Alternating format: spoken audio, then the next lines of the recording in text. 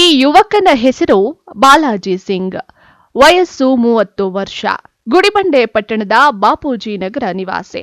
ಈತನಿಗೆ ಈಗಾಗಲೇ ವಿವಾಹವಾಗಿ ಪತ್ನಿ ಮತ್ತು ಮಕ್ಕಳು ಇರುವ ಸುಂದರವಾದ ಕುಟುಂಬವಿದೆ.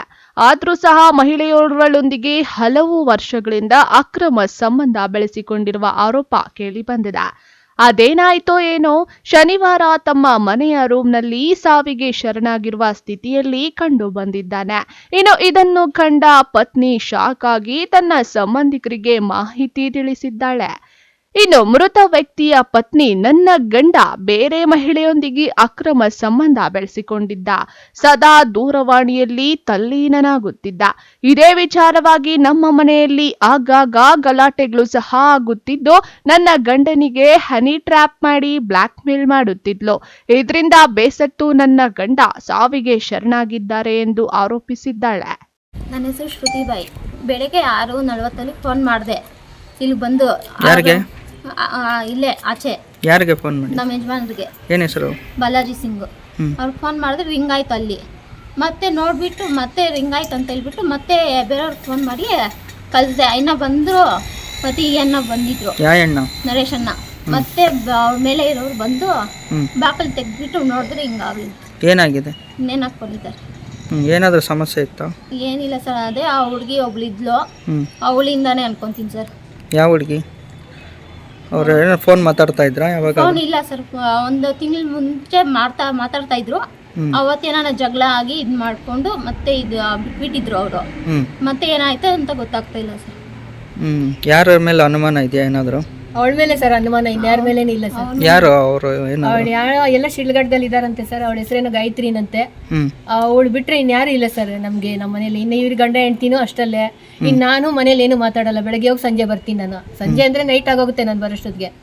ಇನ್ನು ಮಗು ಅಂದ್ರೆ ಪ್ರಾಣ ಅವನಿಗೆ. ಮಗು ಮೇಲೆ ಆಟ ಆಡ್ಕೊಂಡು ಮಗು ಹತ್ರನೇ ಇದ್ದೋಗ್ತಾನೆ ಟಿವಿ ನೋಡ್ಕೊಂಡು. ಅಷ್ಟು ಬಿಟ್ರೆ ನಮ್ಮ ಮನೇಲಿ ಏನೂ ಇಲ್ಲ ಸರ್. ಕಿತ್ತಾಡೋದು ಏನು ಇಡಲ್ಲ ಸರ್ ನಾನು ನಮ್ಮ ಮನೇಲಿ. ಸೈಲೆಂಟಾಗಿ ಸಂಸಾರ ನಡೆದೋಗ್ಬೇಕು ಅಂತ ನಾನು ಸೈಲೆಂಟಾಗಿ ಇಟ್ಟಿದ್ದೀನಿ ಸರ್.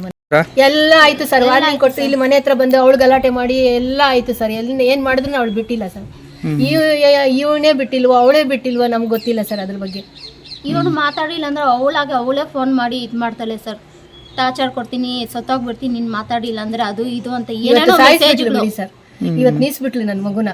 ನಾನು ಅವತ್ತೇ ಕೇಳ್ದೆ, ಅವತ್ತು ಫೋನ್ ಮಾಡಿ ಏನಕ್ಕೋಸ್ಕರ ನೀನ್ ಹಿಂಗ್ ಮಾಡೋದು, ಇಷ್ಟು ದಿನಾನೇ ಬಿಟ್ಬಿಟ್ಟೆ, ಇವಾಗ ನಿನ್ಗೆ ಏನಾನ ಬೇಕಾಗಿತ್ತು ಅಂತ ಹೇಳ್ಬಿಟ್ಟು ಇವಾಗ ಬಂದ ಅಂತ ಅವಾಗ ಫೋನ್ ಮಾಡಿ ಜಾಸ್ತಿ ಗಲಾಟೆ ಇಟ್ಕೊಂಡೆ ನಾವು ಇಬ್ರು. ಅವರು ಮತ್ತೆ ಬಂದು ಅವ್ರು ನನ್ಗಂದ್ರು, ನಾನು ನಿನ್ಗೆ ಏನಾಗ ಬಿಟ್ಟು ಹೋಗ್ತೀನಮ್ಮ, ನಿನ್ ಬಿಟ್ಟು ಹೋಗಲ್ಲ, ಅವಳಾಗ್ರೆ ಅವಳ್ಗಾನ ಬಿಟ್ಬಿಡ್ತೀನಿ, ನಿನ್ ಬಿಡಲ್ಲ, ಅವಳು ಹಿಂಗೆ ಟಾರ್ಚರ್ ಕೊಟ್ಟಿದ್ದಕ್ಕೆ ನಾನು ಹೋಗ್ತಾ ಇರೋದು, ಇಲ್ಲಾಂದ್ರೆ ನಾನು ಹೋಗೋದೇ ಇಲ್ಲ ಅಂದ್ರು ಸರ್. ಅವ್ರಿಗೆ ಮದುವೆ ಆಗಿದೆಯಾ? ಮೊದ್ಲೇ ಗಂಡ ಅವಳಿಗೆ ಮದುವೆ ಆಗಿ 2 ಮಕ್ಕಳು ಸರ್. ನಮ್ಮ ಕಾರ್ಗೆ ಡ್ರೈವರ್ ಆಗಿ ಬಂದು, ಅವಳ ಗಂಡ ಡ್ರೈವರ್ ಆಗಿ ಬಂದು ಇವನು ಅವಳು ಅಡ್ಜಸ್ಟ್ ಆಗೋಗ್ಬಿಟ್ಟು ನಮ್ಮ ಸಂಸಾರನೇ ಹಾಳು ಮಾಡ್ಬಿಟ್ರು ಸರ್. ಬೆಳಗ್ಗೆ ಫೋನ್ ಮಾಡಿದೆ ಸರ್, ರಾತ್ರಿ ಎಲ್ಲ ಫೋನ್ ಮಾಡಿದೆ, ರಿಂಗ್ ಆಗಿಲ್ಲ. ಬೆಳಗ್ಗೆ ಫೋನ್ ಮಾಡಿದೆ 6:40 ರಿಂಗ್ ಆಯ್ತು. ಮತ್ತೆ ಅವ್ರ ಫ್ರೆಂಡ್ ಅವ್ರು ಫೋನ್ ಮಾಡಿದೆ, ಅಣ್ಣ ಎಲ್ಲ ಹೋಗಿದ್ದಾರೆ, ನಾನು ಗೊತ್ತೇನ ಅಂತ ಹೇಳ್ಬಿಟ್ಟು. ಅವ್ರು ಗೊತ್ತಿರೋದ ಅಕ್ಕ ಅಂತರು. ಮತ್ತೆ ನಾನು ಫೋನ್ ಮಾಡ್ಕೊಂಡು ಇನ್ನ ಫೋನ್ ಮಾಡಿದ್ರು. ಬಂದು ಇಲ್ಲಿ ಫೋನ್ ಮಾಡೋಷ್ಟು ಫೋನ್ ರಿಂಗ್ ಆಯ್ತು.